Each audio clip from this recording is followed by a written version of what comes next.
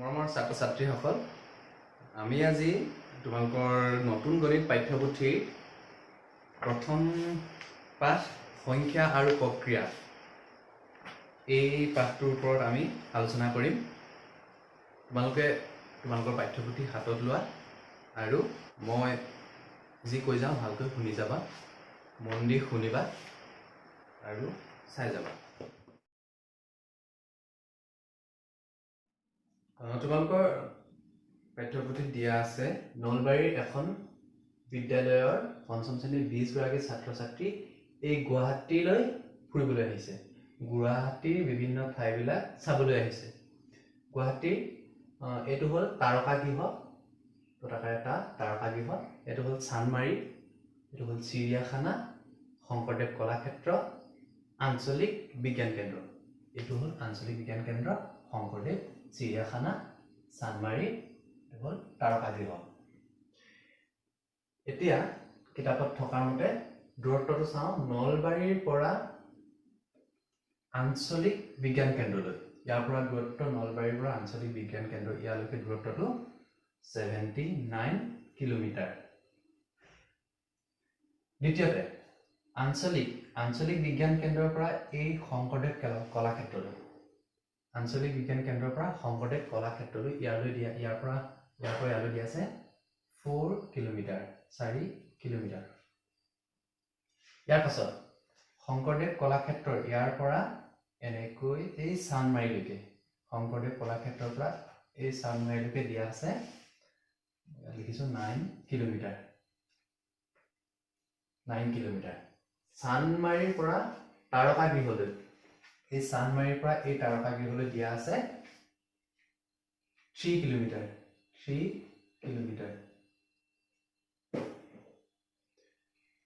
একেবাৰে শেষত তাৰকাগৃহৰ পৰা ইয়াৰ পৰা এই নলবাৰীলৈ, এই তাৰকাগৃহৰ পৰা নলবাৰীলৈ দূৰত্ব 70 কিলোমিটাৰ। 70 কিলোমিটাৰ কিতাপত দিয়া আছে। এতিয়া আমাক সুধিছে 1 নম্বৰতে, এই নলবাৰীৰ পৰা এই শংকৰদেৱ কলাক্ষেত্ৰলৈ কিমান দূৰ? নলবাৰীৰ পৰা এই শংকৰদেৱ কলাক্ষেত্ৰলৈ কিমান দূৰ? প্ৰথমতে চাওঁ, নলবাৰীৰ পৰা এনেকৈ চাওঁ আঞ্চলিক বিজ্ঞান কেন্দ্ৰলৈ 79 কিলোমিটাৰ, ইয়াৰ পৰা ইয়ালৈ 79 কিলোমিটাৰ, এইটো জানো আমি, আৰু প্লাছ ইয়াৰ পৰা ইয়ালৈ 4 কিলোমিটাৰ, আঞ্চলিক বিজ্ঞান কেন্দ্ৰৰ পৰা ইয়াৰ শংকৰদেৱ কলাক্ষেত্ৰলৈ 4 কিলোমিটাৰ। গতিকে মুঠ দূৰত্ব হ'ব ইয়াৰ পৰা ইয়ালৈ দূৰত্ব হ'ব এনেকৈ 79 প্লাছ 4, 1 নম্বৰটো হ'ব 79 কিলোমিটাৰ প্লাছ 4 কিলোমিটাৰ। কিমান হ'ব? যোগ কৰিলে 83 কিলোমিটাৰ। 83 কিলোমিটাৰ 1 নম্বৰটো। দ্বিতীয়তে, কলাক্ষেত্ৰৰ পৰা তাৰকাগৃহলৈ মুঠ দূৰত্ব। কলাক্ষেত্ৰৰ পৰা তাৰকাগৃহ ইয়ালৈ, কলাক্ষেত্ৰৰ পৰা এনেকৈ গৈ এই তাৰকাগৃহলৈ, এইটো আমি 2 নম্বৰটো চাওঁ।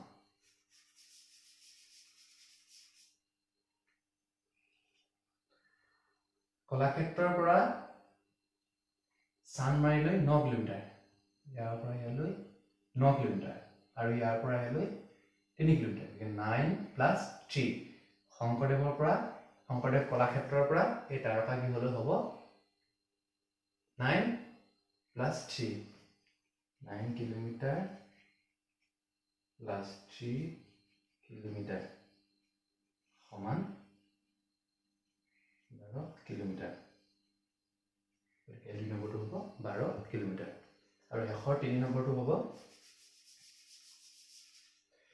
চানমাৰীৰ পৰা তাৰকাগৃহ হৈ নলবাৰীলৈ, চানমাৰীৰ পৰা নলবাৰীলৈ দূৰত্বটো, ইয়াৰ পৰা ইয়ালৈ দূৰত্বটো, কোনটো ৰাস্তা? এনেকৈ তাৰকাগৃহ হৈ। চানমাৰীৰ পৰা তাৰকাগৃহলৈ কিমান? চানমাৰীৰ পৰা তাৰকাগৃহ হৈ নলবাৰীলৈ কিমান দূৰ? নলবাৰীৰ পৰা এই তাৰকাগৃহলৈ 70 কিলোমিটাৰ, নলবাৰীৰ পৰা তাৰকাগৃহলৈ 70 কিলোমিটাৰ, আৰু প্লাছ চানমাৰীলৈ 3 কিলোমিটাৰ। গতিকে 70 plus 3, 70 kilometre plus kilometre 73 kilometre এই 3 নম্বৰটো 73 কিলোমিটাৰ এতিয়া ভ্ৰমণৰ কাৰণে ছাত্ৰ ছাত্ৰী কেইজনে গাই প্ৰতি 200 টকাকৈ সংগ্ৰহ কৰিছে 1 নম্বৰটো এজনে 200 টকা দিছে আৰু 20 জনে তেন্তে 200 কেইবাৰ হ'ব 20 বাৰ অৰ্থাৎ পূৰণ কৰিব লাগিব কিমান পাম 0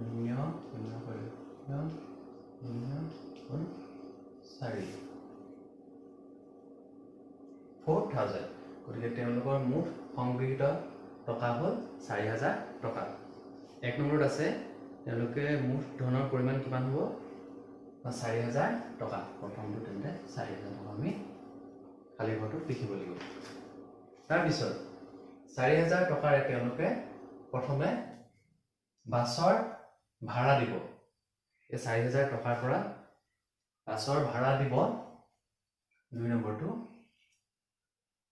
বাছৰ ভাড়া দিব 2200 টকা এই 4000 টকাৰ পৰাই 4000 টকাৰ পৰা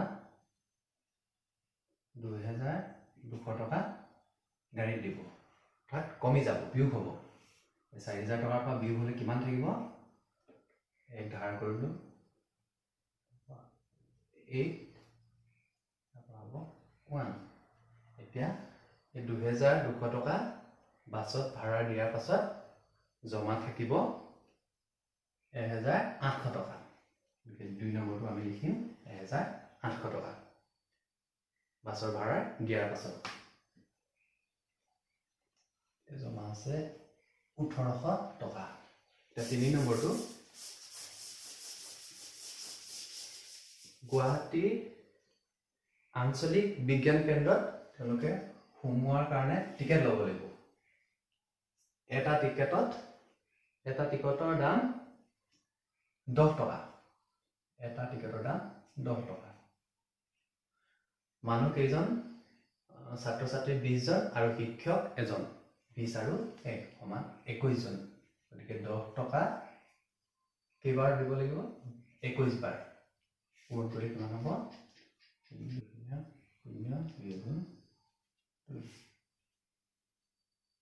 গতিকে টিকটৰ কাৰণে দিব লাগিব 210 টকা 210 টকা টিকটৰ দামত দিলে জমা আছিল 1800 টকা গতিকে 1800 টকাৰ পৰা আকৌ টিকটৰ দামটো বিয়োগ হ'ব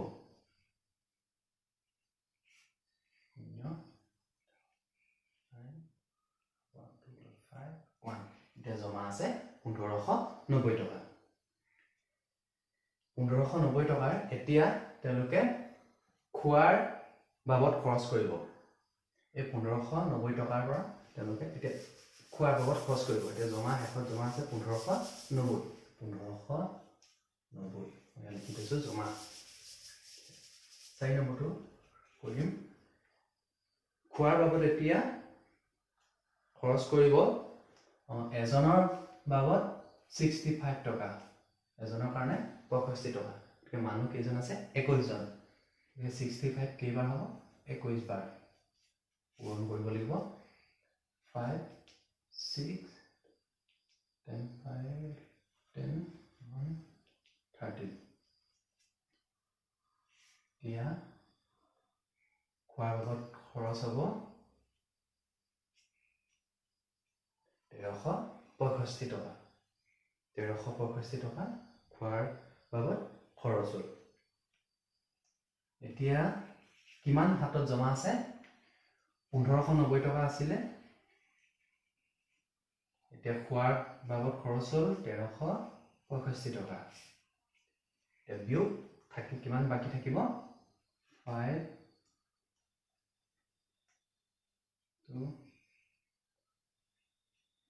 225 টকা বাকি থাকিল 225 টকা জমা থাকিল তাৰ পিছত দিয়া আছে 6 নম্বৰটো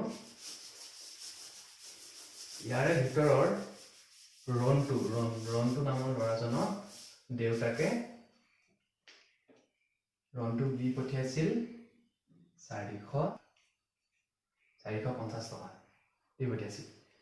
সেই 450 টকাৰ ভিতৰতে ৰণটোৱে কিতাপ কিনিলে। প্ৰথম কিতাপখন কিনিলে বুঢ়ী আই সাধু, দাম 66 টকা। তাৰপিছত এখন ইছপৰ সাধু 45 টকা। আৰু স্পোকেন ইংলিছৰ 82। আৰু ৰং কৰিব পৰা কিতাপ কিনিলে। আৰু ৰঙৰ কিতাপ কিনিলে 125 টকা। 125 টকা। গতিকে এইখিনি মুঠ কিতাপৰ দাম। এই কিতাপৰ দাম মুঠ খৰচ হ'ব, যোগ কৰিলে 18, 8 এক কৰিলে 8 2 10, 2 4 14, 14 6 20, 21 1 2 কৰিলে আৰু এইটো 318 টকা কিতাপৰ দামত খৰচ হ'ল। সেই ৰণটোৱে 318 টকা কিতাপ কিনিলে আৰু হাতত জমা থাকিল 450 পৰা 318 টকা বিয়োগ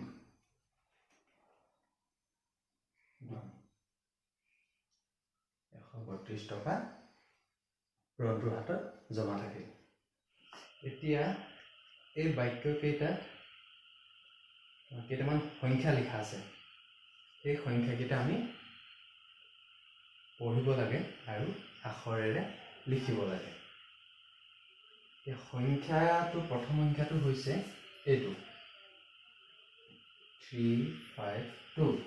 সংখ্যাটো পঢ়াৰ আগতে আমি এই সংখ্যাটোৰ অংক কেইটা, এইটো এটা অংক, এইটো এটা অংক, এইটো এটা অংক, এই অংক কেইটা স্থানীয় মান বিষয়ে জানি ল'ব লাগিব। এতিয়া সোঁফালৰ পৰা এই অংকটোৰ স্থানীয় মান হ'ল একক আৰু এই অংকটোৰ স্থানীয় মান হ'ল দশক আৰু এই অংকটোৰ স্থানীয় মান হ'ল শতক। এইফালৰ পৰা আমি সোঁফালৰ পৰা লিখিলে এইটো হ'ল এককৰ ঘৰৰ অংক 2 আৰু এইটো দশকৰ ঘৰৰ অংকটো হ'ল 5 আৰু শতকৰ ঘৰৰ অংকটো হ'ল 3 শতক। শতকৰ ঘৰৰ অংকটো হ'ল 3 শতক 300 আৰু এইটো দশকৰ ঘৰ 5 10 আৰু 2 5 2 52 352। এই সংখ্যাটো আখৰেৰে লিখিলে আমি 352 লিখিব লাগিব। ইয়াৰ পাছৰ সংখ্যাটো আছে ইয়াৰ এটা দুটা তিনিটা অংক। প্ৰথম অংকটো অৰ্থাৎ এইটো অংকটো হ'ল এককৰ ঘৰৰ অংক 0, এইটো হ'ল দশকৰ ঘৰৰ অংক, এইটো হ'ল শতকৰ ঘৰৰ অংক। শতক অৰ্থাৎ 600 আৰু ইয়াৰ মানবিলাক 0 0, এইটো 0 এইটো 0 অৰ্থাৎ 600, এইটো লিখিম আমি 600। ইয়াৰ পাছৰ সংখ্যাটো হ'ল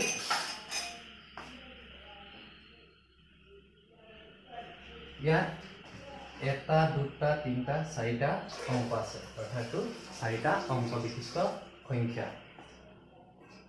এই সংখ্যাটোৰ স্থানীয় মানৰ মতে আমি লিখিলে এইটো হ'ব এককৰ ঘৰৰ অংক 6, দশকৰ ঘৰৰ অংকটো 5 আৰু শতকৰ ঘৰৰ অংকটো 5 আৰু এইটো হাজাৰৰ ঘৰ, অৰ্থাৎ এটা সংখ্যা আমি এইটো বেছিকৈ পালোঁ। আগৰটোত আছিলে 3টা অংক, এইটোত 4টা অংক, এটা বেছিকৈ পালোঁ। আৰু এইটো হ'ল হাজাৰৰ ঘৰৰ অংক, হাজাৰৰ ঘৰৰ অংক। ইয়াৰ স্থানীয় মান হ'ল 1000। গতিকে এইটো পঢ়োঁতে আমি কেনেদৰে পঢ়িম? একক, দশক, শতক, হাজাৰ। 1000 5 শতক 500, 1500, 5 10 6 56, 1556। ইয়াৰ পাছৰ সংখ্যাটো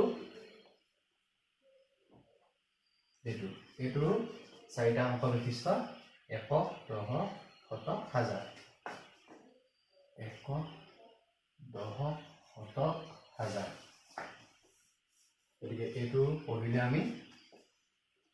আৰু এইটো ঘৰৰ অংকটো 1600 আৰু 70 সকল ঘৰত নাই, গতিকে 1605। তেনেকৈ মই পাছৰকেইটাও লিখি দিছোঁ, তোমালোকে বহীত লিখি ল'বা।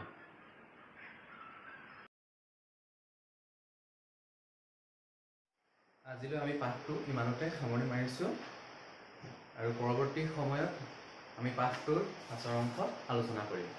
ধন্যবাদ।